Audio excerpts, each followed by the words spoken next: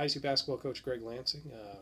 Basketball camp just wrapped up, and the team is back this week. And let's talk about some of the new guys, Greg. And I know you're excited to have them here. And I talked to Bronson Kessinger a little bit. He's of course coming off of his unfortunate leg injury, and exciting player who has a setback. But just talk about him and how excited you are to have him, but also he's got some challenges ahead of him health wise. Yeah, it's great to have all the guys back. May is the worst month of the year for me just because all the guys are gone. I don't know what to do with myself. And they got back here and look really good. They start out, we're lifting 4 days a week. We did our first team workout. We get 2 hours a week with them on the floor.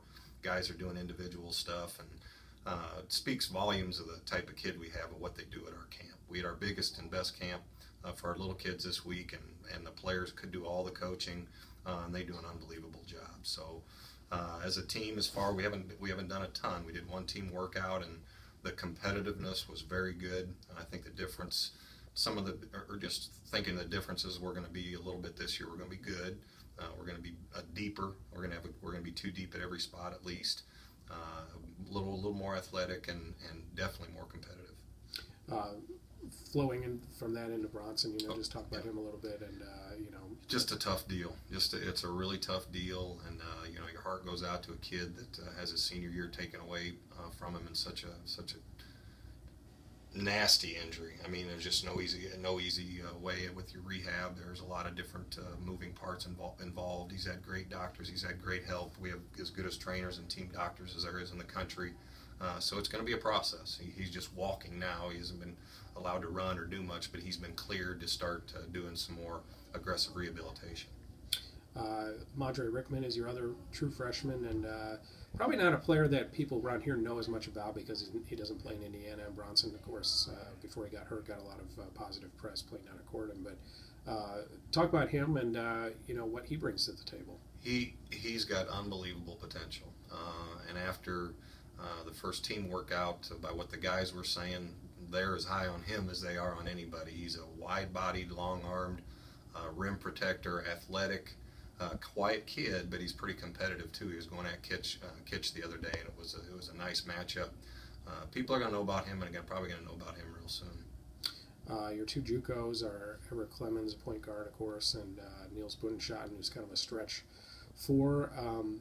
These guys, of course, a little different dynamic. They're going to be expected to contribute pretty quickly, and talk about those two gentlemen. Yeah, Niels is a R.J. Mahern type, and maybe a little better defender. Maybe, I don't know. R.J. was very competitive, great at taking charges, but Niels does the same things offensively. His skill is really good, and he's been well schooled defensively, and he's going to help us at that because he's smart. Everett, I'm really excited about him because I think that was the biggest liability of our team last year is a true point that was a leader, that was tough, that was competitive, that's a winner. Well, we went through our hour yesterday, and he was talking the whole time, talking to his new teammates, directing traffic, high energy, really playing hard, really competing hard. So that's really going to help us. Devontae played point quite a bit last year, and he's played it before, but that's not his strength. I mean, he's more of a two guard. And how does Everett's potential affect Devontae's future next year in terms of where he can maybe play a little bit more to his strengths? Yeah, it'll all work itself out. Devontae can play the point, but he's not a true point, and it was a little unfair to him what we had him do last year. We'd like to be able to get him the ball in open space a little bit more and not have all 10 eyes on the defense looking at him. Everett's going to play, Brenton's going to play. Those guys are going to be on the floor. Who's going to start and where? Devontae will start. I mean, there's no question about that. But the rest of some of those guys, it's going to have to work its way out. But we have some depth and some versatility with good players. There's two players on the roster I think that people have forgotten about because they didn't play last year. And one of them is, who hasn't played at all yet, is for ISU, is Matt Van Scoik. And obviously showed a lot in practice last year in the season he sat out as a transfer from the Citadel. But now that you'll have him on the floor, what do you anticipate his role will be? He's going to have a big role.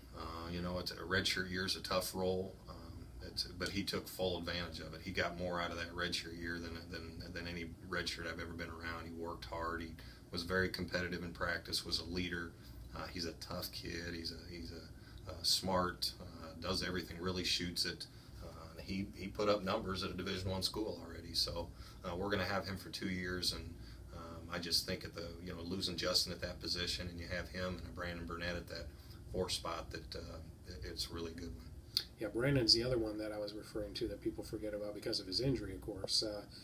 It's easy to forget. He was supposed to have a pretty big role on this team last year, and unfortunately, suffered kind of a freak injury, really, with his car accident. But he says he's basically getting to the point where he's okay. He said he's about 80% when I spoke with him.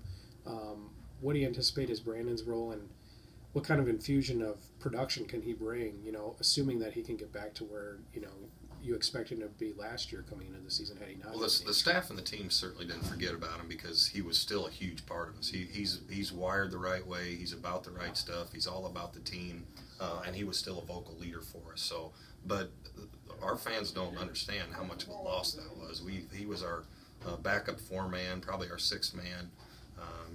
Justin had to play all those minutes there. We had to play small. But Brandon can shoot the ball. He can put it on the floor. He's strong and semi-athletic. And he's bought in. He's been here long enough. He knows what we're about. He's about the right stuff. So we're hoping for a great last year for him. What's your workout schedule for the rest of the summer, and what kind of regimen do you have these guys under, for until school gets cracking again, later this year? Our summer now is like our spring and fall. So it's the same for us. This is like the school year. Only it's not the regular school year. We get 2 hours a week with a ball on the floor, and you can do those with individuals, or you can do them with the team workout.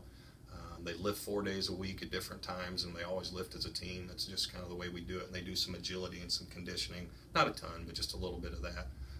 But we'll switch up what we do with our individuals. It can be 3 40-minute sessions or 2-hour sessions with individual or team. Sounds good, Greg. Thanks a lot. Thank you.